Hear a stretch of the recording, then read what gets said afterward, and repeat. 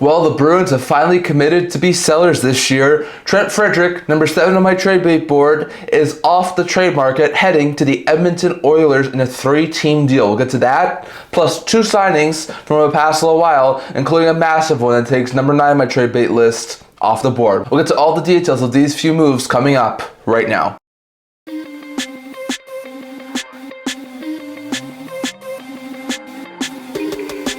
Hello everyone, welcome back to another video here at the Intent Hockey channel. Now, before we begin this video, don't forget to like this video and subscribe below. Thank you for all your support. We'd never do this without you guys, so if you haven't already, don't forget to subscribe button down below. It really does help with the channel, and we're on the road to 500 subscribers. And if you leave a comment down in the comment section below discussing all that was discussed in today's video. And don't forget to stay tuned for our March 7th trade deadline video. I'll be doing a live trade deadline video on March 7th discussing all the trades that happened over that time frame, so don't forget to stay tuned for that. But in today's video, we got an interesting trade and signing update video. We're going to start off with 2 signings that happened earlier today that I do think were really significant. So first, in Florida, we saw a very interesting signing with one of the younger Florida Panthers players who was an off-season acquisition, and that is Jesper Boqvist. Boqvist, who was brought in by Florida to be a solid bomb 6 forward, has actually done quite well. He's only 1 point shy of his career high in points. He so far has 12 goals and 22 points in 59 games this year, after having 6 goals and 14 points in 47 games with Boston last year. He's actually carved himself a really good 4th line role in Florida,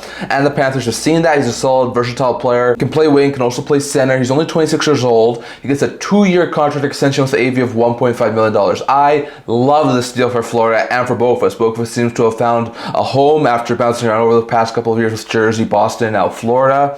So I think this is a really good pickup there for Boqvist to have somewhere where he can stay for a couple of years. Well, for Florida, $1.5 million for a very solid bomb 6 forward is not overly bad. If Boqvist continues to produce the way he's producing right now, he is very likely to set a new career high in points this year. So all this is a pretty good pickup there. Been a solid off-season acquisition, and I really do like this 2-year contract extension. And the other signing was a massive one in Montreal. Jake Evans, who's a center, only 28 years old, has been in the rumor mill heavily over the past couple of weeks, as there's been a lot of talk about Evans potentially getting moved. It's not like the Canadiens wanted a 2nd-round pick. We talked about this in one of our recent videos, and it sounded like there was a very likely chance that they were going to move him, not for the sake of moving him, but to get a solid return. Well, they've actually pivoted. Apparently, they started having contract negotiations over on Sunday, and they've worked together to come to terms on a 4-year contract extension with the AV of $2.85 million. So it sounded like Evans really wanted to get somewhere $3 million or above, so it took a little bit less to stay in Montreal, but he's been really well this year. Is 1 shy of tying his career high in goals, and is 1 shy of tying his career high in points he had in the 2021-2022 season, when he had 13 goals and 29 points in 72 games. So far this year has 12 goals and 28 points in 61 games, after he had 7 goals and 28 points in 82 last year. So Evans has worked out really well as like a solid 3rd, 4th line center for the Canadiens. Worked really well, can play on the PK unit as well. He's a very versatile guy, has a lot of good aspects to his game. He's a really good center. So all in all, the Canadiens decided that it was better to sign him and keep him in the fold than it was to trade him for like a 2nd-round pick. And I do like this move. I think Evans, with the contract that he just signed, only being 28 years old, he's going to be a really solid 4th line center for his Canadian team as they start to get competitive and go back into making playoff runs again. So all in all, pretty good pickup there for the Canadiens as they sign Evans. And then we have one interesting trade to talk about between the Boston Bruins, Edmonton Oilers, and New Jersey Devils. And the trade is as follows. The Edmonton Oilers, Boston Bruins, and New Jersey Devils have made a 3-team deal, as the Edmonton Oilers have acquired Max Jones, Peter Hauser, and Trent Frederic from the Boston Bruins. Frederic with 75% of his contract retained, 50% by Boston, 25% by the New Jersey Devils. The Boston Bruins have acquired Max Wanner, as well as a 2025 2nd-round pick, the St. Louis Blues, and a 2026 4th-round pick, which is the Edmonton Oilers. And for helping facilitate this deal, the New Jersey Devils have acquired Shane Lechance from the Edmonton Oilers. So all in all, this is a fantastic deal. It starts with the Devils side of things. They helped facilitate this deal. They had a couple of retention slots available and some cap space to boot, so they were able to help this deal go through. They get a decent prospect in Shane Lechance. Lechance is a left winger. He was a 6th-round pick back in the 2021 draft. Hasn't signed an NHL contract yet, so he's an unsigned prospect. Currently playing over in the NCAA, has 25 points, including including 10 goals in 32 games, after he had 13 goals and 27 points last year in 40 games. So looks like a very good young prospect. Maybe eventually could be a solid fourth or third line forward there for the New Jersey Devils. So it's not a big thing, but in order to eat a little bit of Trent Frederic's contract, they do wind up taking on Shane Lechance. So I'd say that's a pretty smart move there from the Devils by using the little bit of cap space wiggle room they had to good use. So I do think this is a smart move there from the Devils. For the Bruins, we know that there are a very likely chance to at least move off some of their pending UFAs. There's still a lot of talk about guys like Morgan Geekie, Justin Brazeau, and maybe even Brandon Carlo being available for trade. So this might not be the end of it for Boston. They could still sell off a couple of pieces, but this is the beginning of it. So they moved 3 pieces here.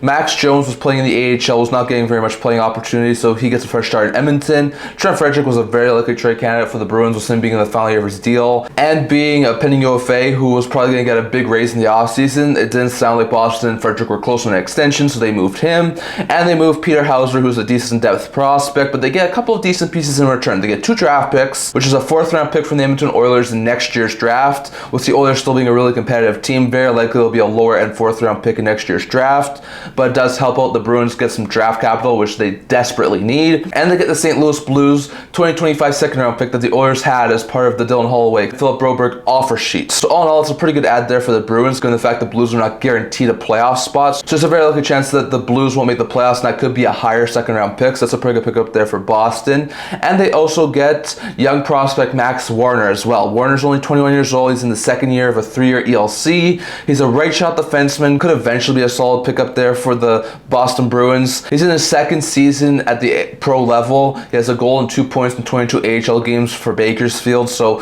he could eventually be a solid, maybe 3rd pair defenseman there for the Bruins. So all in all, a pretty decent haul there for the Bruins, getting a 2nd round pick in this year's draft, a 4th round pick in next year's draft, and a young prospect for moving off of Trent Frederic. And for the Edmonton Oilers, they get a couple of interesting pieces. First, they get Peter Hauser. Hauser's a right winger. He's also 21 years old. He was a 5th round pick in 2022 by the New Jersey Devils. Looks like eventually could be a decent player. Currently playing over in Czechia, putting up a goal and 4 points in 16 games this year. So hasn't looked overly bad there for Czechia, and looks like eventually could be a decent depth forward there for the Oilers. So he hasn't signed an NHL contract yet, so he's another unsigned prospect, but it's an interesting pickup there for the Oilers. They also get depth forward Max Jones, who's in the 1st year of a 2-year deal with AV of $1 million.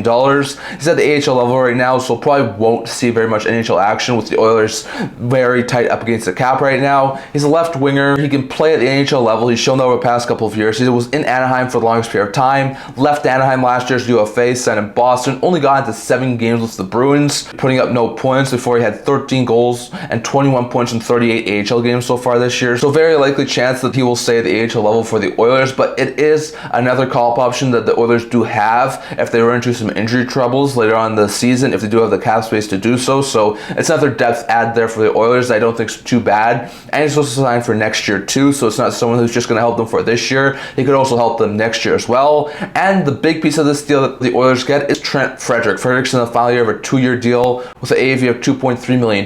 He's a decent player. He can play center, he can play wing, very versatile guy, very physical type player, has that physical aspect that Boston does love. Obviously Boston couldn't keep him, so they moved him, and I think Frederic could be a really good piece there for the Oilers. He's only going to cost them under $600,000 against the cap because of the retention that Jersey and Boston made. So because of those retention slots, that's very good news there for the Oilers. They won't get him at an overly expensive cap hit. And on top of that, Frederic's having a bit of a down year compared to last year. Last year had 18 goals and 40 points in 82 games. So far this year only has 8 goals and 15 points in 57 games. But is that playoff style forward you would love to have in like a third line role on a playoff run? So I think this is going to be a really good add there for the Oilers and definitely helps them with some depth scoring. So all in all, an interesting trade here that saw the Devils retain 25% of Frederic's contract for a prospect. That's why the Oilers moved the Bruins a prospect, a 2nd round pick, and a 4th round pick, and saw the Oilers acquire a young prospect as depth forward in Jones and a solid top 9 forward in Trent Frederic. So definitely some interesting moves there. Personally,